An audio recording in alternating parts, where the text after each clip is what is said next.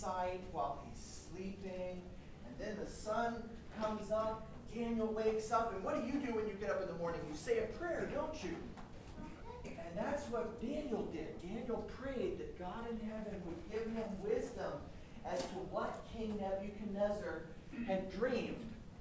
And so a couple days went past, and King Nebuchadnezzar came to Daniel, and he said, Daniel, has your God been able to tell you what I dreamed? And Daniel was able to say, yes, I prayed to the God in heaven, and I have an interpretation of the dream that happened. And there was a big statue, and you need to know that God is ultimately in charge. And the king said, wow, you're right. That is what I dreamed. And Daniel was a witness for his relationship with the God in heaven.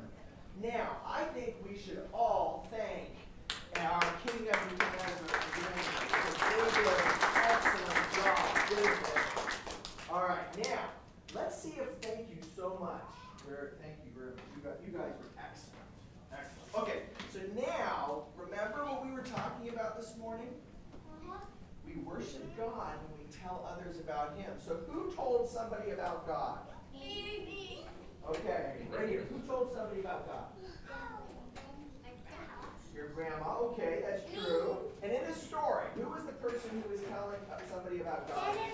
Me. Okay, you're Landon.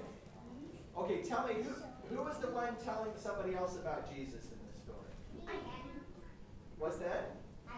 Your daddy does? Okay, but in this story right here, who went and told the king? Jesus.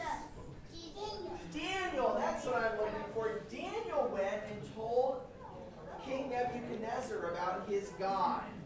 And do you remember the memory verse for today that we studied a little bit earlier? Do you remember this? Do you remember the hand motions? So I want you to do it again with me. I want to tell